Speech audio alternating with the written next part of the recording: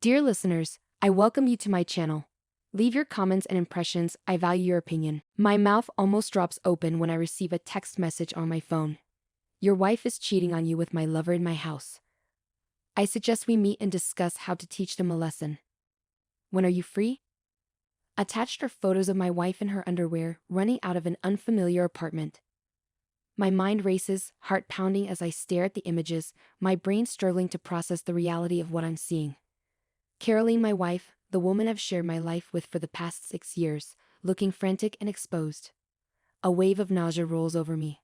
Without thinking, I type back, "I can even now." Where to go, and hit send.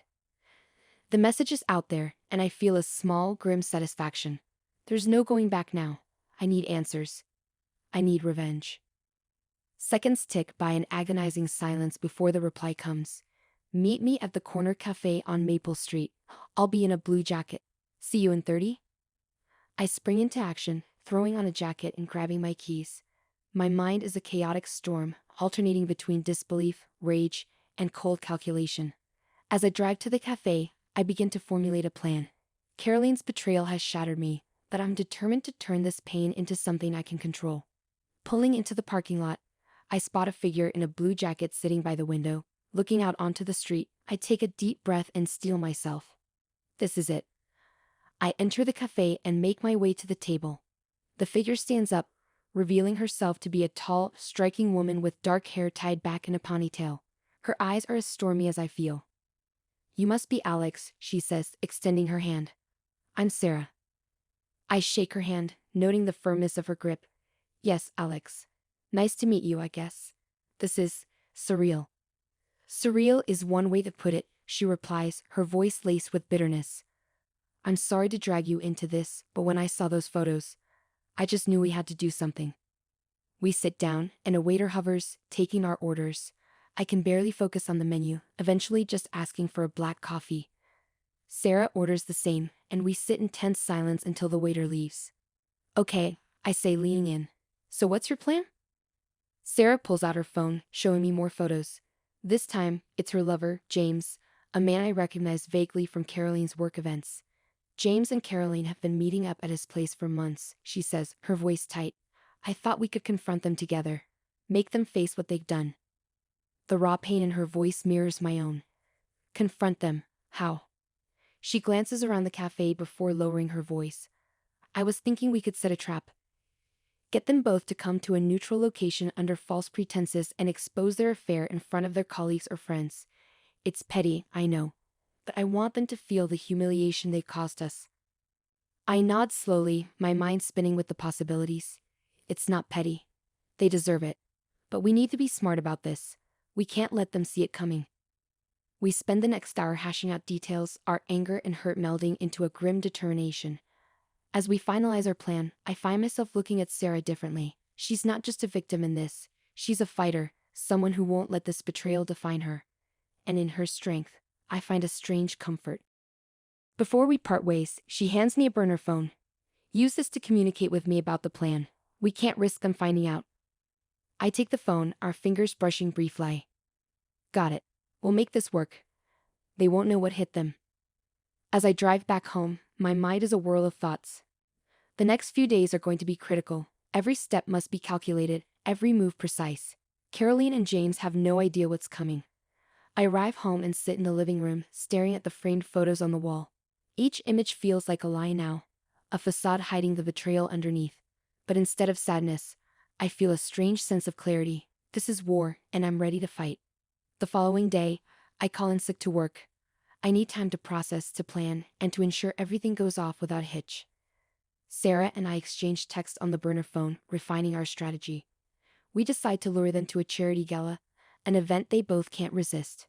Sarah will invite James under the pretense of networking, and I'll do the same with Caroline. Days blur together as we prepare, the anticipation building with each passing hour. Finally, the night of the gala arrives. I dress in my best suit, trying to mask the turmoil inside. As I stand in front of the mirror, I take a deep breath, steeling myself for what's to come. I arrive at the venue and spot Sarah across the room. She gives me a small nod, her eyes burning with determination. Together, we're ready to bring our plan to life. As Caroline walks in, looking stunning in a red dress, my heart clenches, but I remind myself of the photos, of her betrayal. This is for justice, for closure. The night progresses slowly, each minute feeling like an eternity. Finally, the moment comes. Sarah and I position ourselves, ready to confront them. As Caroline and James laugh together, unaware of what's coming, I feel a surge of cold resolve. I step forward, my voice steady. Caroline, we need to talk. She turns, her smile faltering as she sees the look in my eyes. Alex, what's going on? Sarah steps beside me, her presence a solid support. It's time to face the truth, Caroline. James. The color drains from their faces, their betrayal laid bare in front of everyone. As the room falls silent, I know there's no turning back. This is just the beginning. The room is frozen in stunned silence as Caroline and James stand there, exposed under the harsh lights of the gala. Their faces are masks of shock and guilt. I feel a grim satisfaction, but it's tempered by the whirlwind of emotions swirling within me. Caroline's voice trembles as she steps forward. Alex, what is this? What's going on? I take a deep breath, the weight of our confrontation sinking in. I know, Caroline. I know about you and James. I know about the lies, the deceit. I have the photos, the messages. Everything. The murmur of the crowd grows louder, eyes turning toward us. Among the onlookers, I spot our mutual friends, colleagues, even our boss, Mr. Thompson, who approaches with a concerned look. Alex, Caroline, what is happening here? Mr. Thompson's voice is firm, demanding answers. Sarah steps forward, her gaze fixed on James. Mr. Thompson, we didn't want to do this publicly, but we had no choice. James and Caroline have been having an affair, and it's time everyone knows the truth. A gasp ripples through the crowd. James' face flushes red with anger. Sarah, what the hell are you doing? Sarah's voice is icy. I'm done with your lies, James. You and Caroline have made a mockery of our lives, and now it's time to face the consequences. Caroline looks at me, her eyes pleading. Alex, please. Let's talk about this privately. I shake my head, my resolve hardening. No, Caroline. You lost that privilege when you betrayed me. Mr. Thompson raises his hands, calling for calm. All right, everyone. Let's move this discussion to a more private area. This isn't the place for such matters. We follow him to a small conference room off the main hall. The door closes behind us, muffling the noise of the gala. Inside the room, it's just the four of us and Mr. Thompson, whose stern expression suggests he won't tolerate any nonsense. Now, Mr. Thompson begins. I want to hear the full story, and I want the truth. James and Caroline exchange a look before James speaks. Sarah, Alex, I'm sorry you have to find out this way. But this isn't as simple as it looks. Sarah cuts him off, her voice sharp. Oh, it's very simple. You cheated. You lied. There's no justifying that. Caroline steps closer to me, her voice soft. Alex, I never wanted to hurt you. It just happened. James and I, we connected. My anger flares. Connected? You call this a connection? Sneaking around behind our backs. Mr. Thompson interjects, his voice commanding.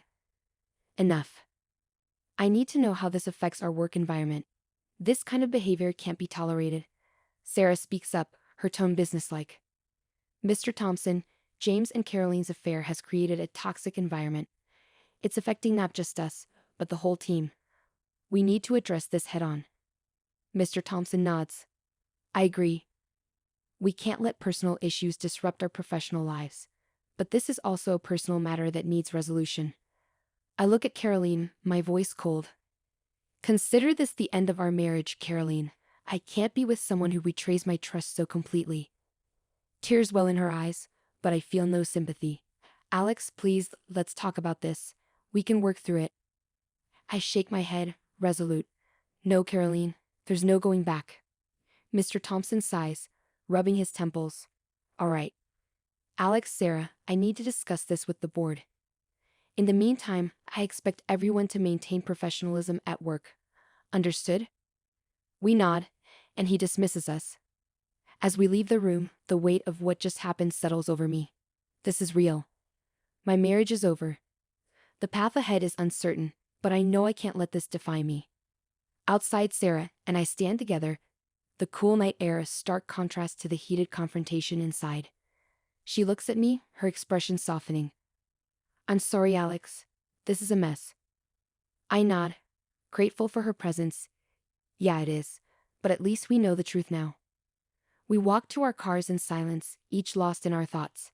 As I drive home, I replay the events of the evening in my mind, the confrontation, the exposure, the raw emotions. This is just the beginning of a long and painful journey, but I'm determined to see it through. The next day at work, the atmosphere is tense. Whispers follow me as I make my way to my desk. The weight of my colleagues stares heavy on my shoulders. I try to focus on my tasks, but my mind keeps drifting back to the night before. Mid-morning, my phone buzzes with a message from Sarah. Can we meet for lunch? We need to discuss the next steps. I agree, and we meet at a small cafe near the office.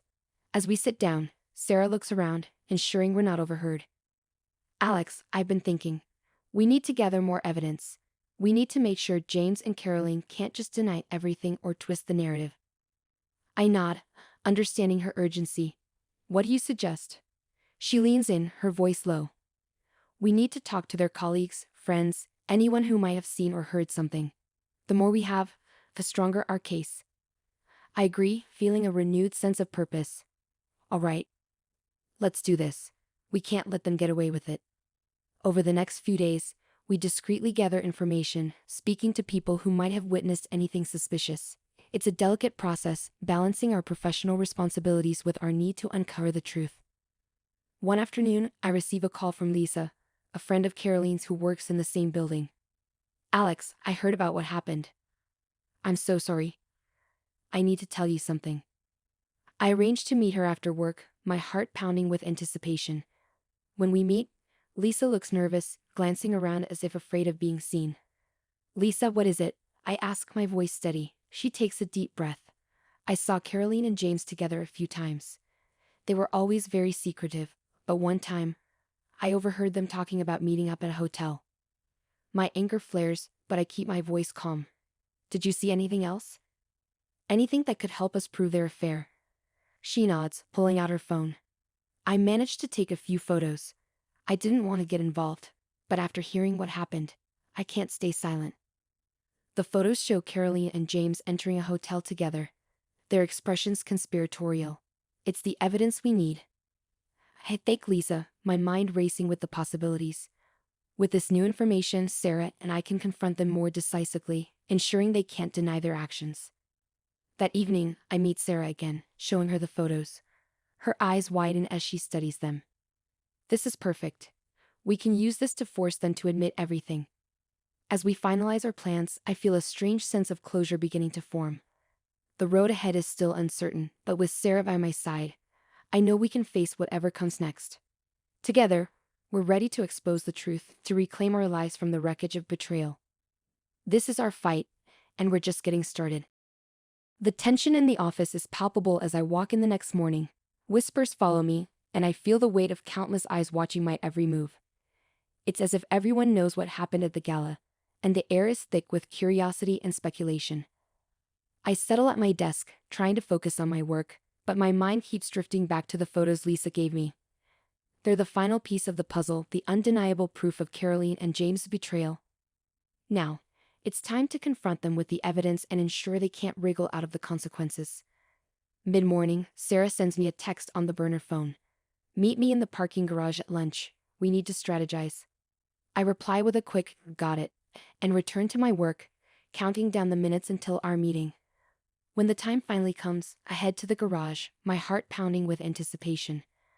Sarah is already there, leaning against her car. She looks up as I approach, her expression determined. Alex, we need to be smart about this. We can't just confront them and hope for the best. We need to make sure they can't deny anything. I nod, my resolve hardening. I agree.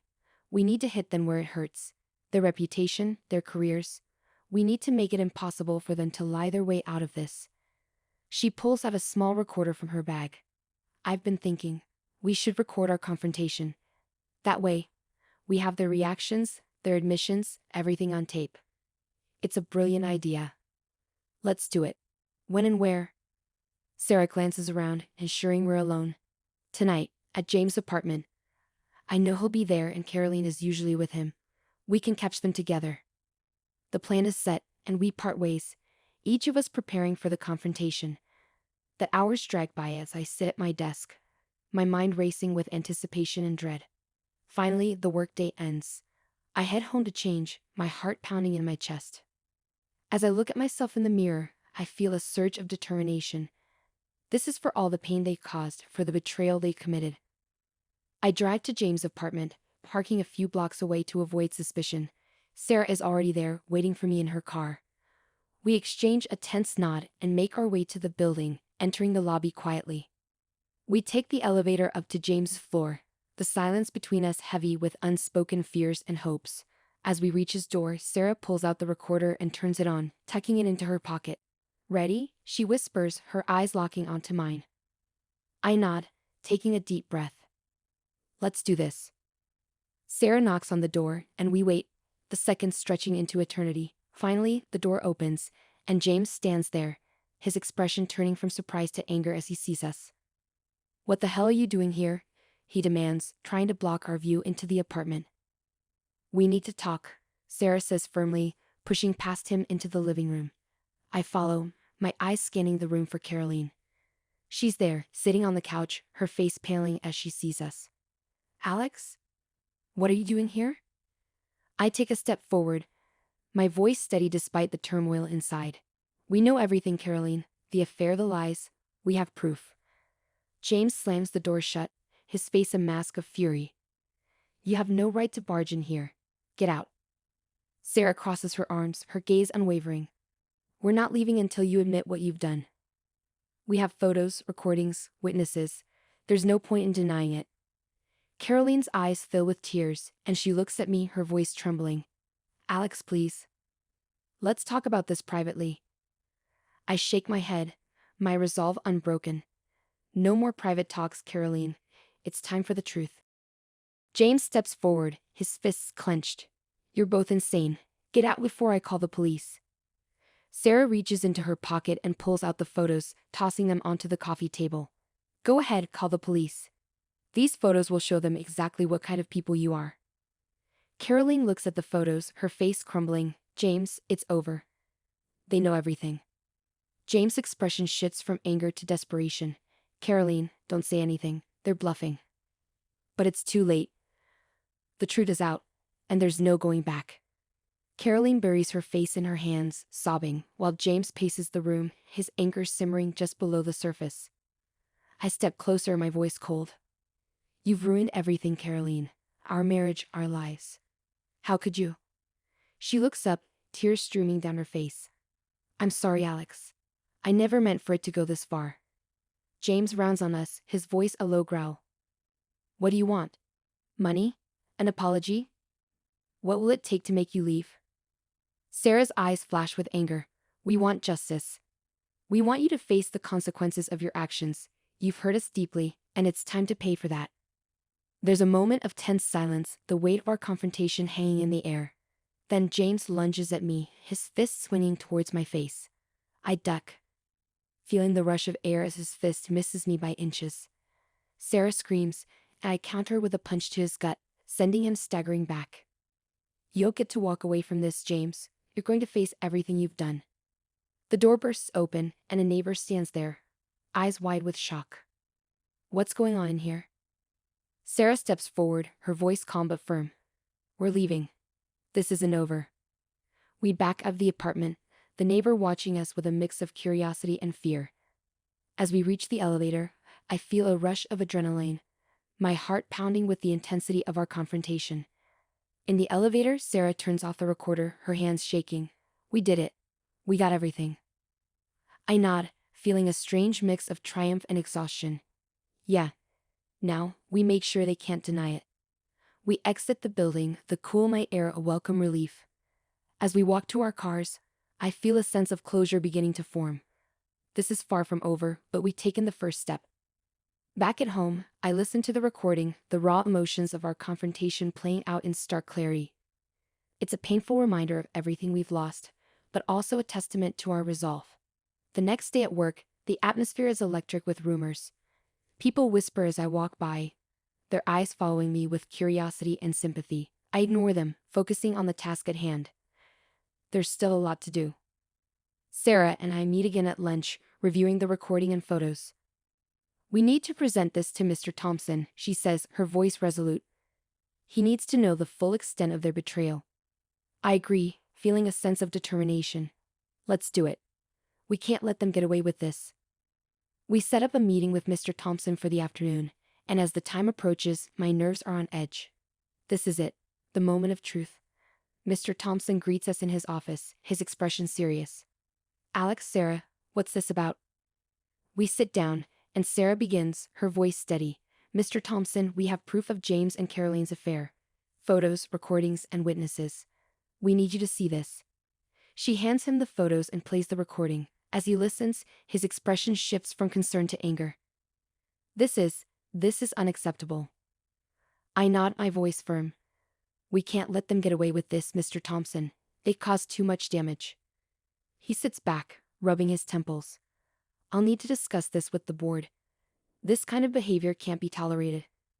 We leave his office, a sense of accomplishment settling over us. We've done everything we can. Now, it's up to Mr. Thompson and the board to take action. As I drive home, I feel a strange sense of peace.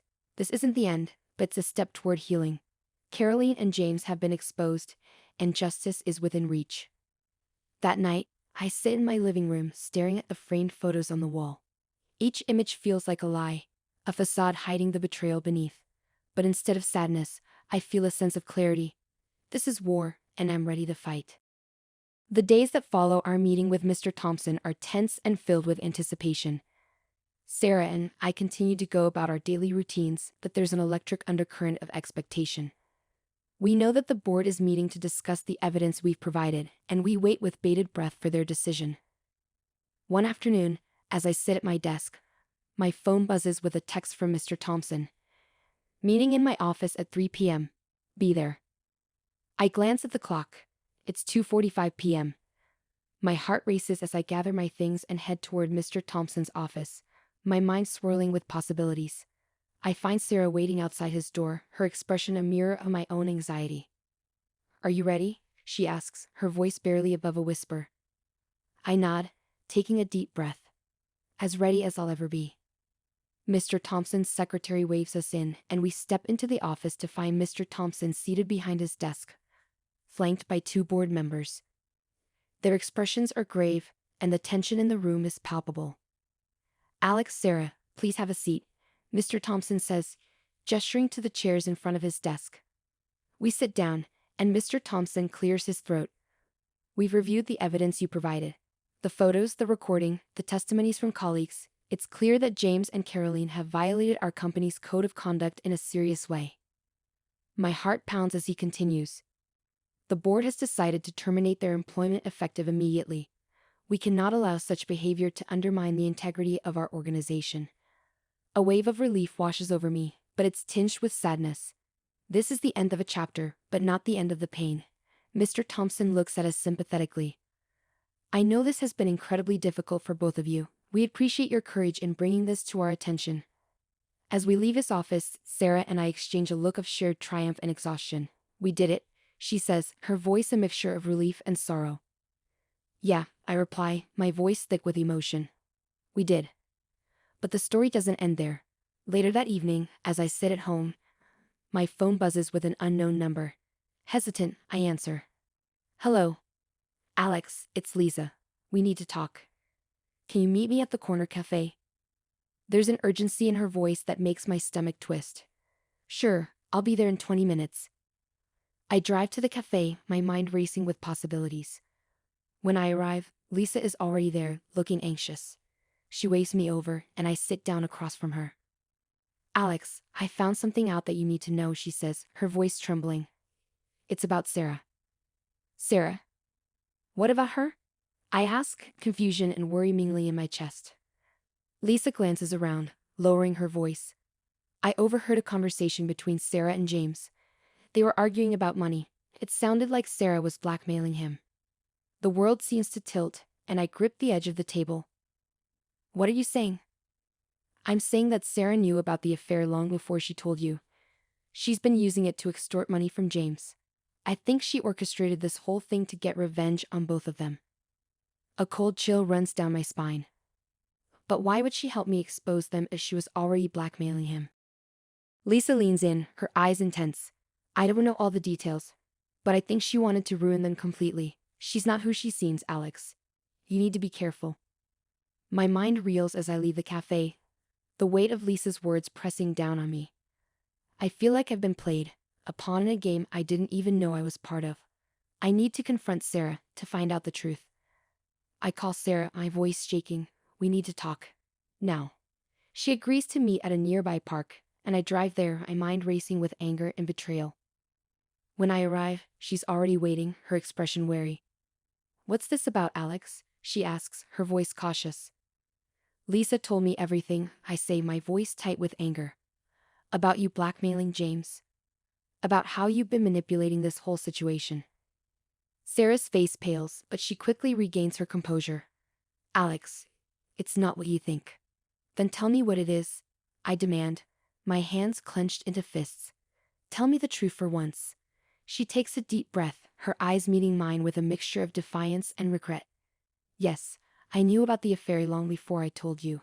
And yes, I used it to get money from James. But I didn't do it to hurt you. I did it because I was desperate. James had ruined my life, and I saw an opportunity to take back control. By destroying everyone else in the process, I ask, my voice rising. You used me, Sarah. You used my pain for your own gain. Tears well in her eyes, and for the first time, I see genuine regret. I'm sorry, Alex. I never wanted to hurt you. But when I saw the chance to bring them down, I took it. They deserved it. I shake my head, the anger giving way to a deep, aching sadness. You're just as bad as they are. Maybe worse. She reaches out, but I pull away. Alex, please, I'm truly sorry. Let me make it right. I look at her, the woman I thought was my ally, my friend, and feel a crushing sense of betrayal. There's nothing you can do to make this right, Sarah. It's over. I walk away, leaving her standing there, her sobs echoing in the night. As I drive home, the weight of everything that's happened settles over me. Caroline's betrayal, James's deceit, and now Sarah's manipulation. It feels like my world has been shattered, each piece revealing more lies and treachery. When I get home, I sit in the darkness, letting the pain wash over me. It's a long time before I can move, before I can think about what comes next. But eventually, I realize that I need to let go of the anger, the betrayal, the pain. I need to find a way to move forward, to rebuild my life from the wreckage. The next day, I hand in my resignation at work. I can't stay in a place filled with so many memories and so much hurt. I need a fresh start, a new beginning. Mr. Thompson is understanding, and he wishes me well. As I pack up my desk, I feel a strange sense of relief. This is the end of one chapter, but the beginning of another. I don't know what the future holds, but I'm ready to face it. Leaving the office for the last time, I take a deep breath, feeling the weight lift from my shoulders. The road ahead is uncertain, but it's mine to walk.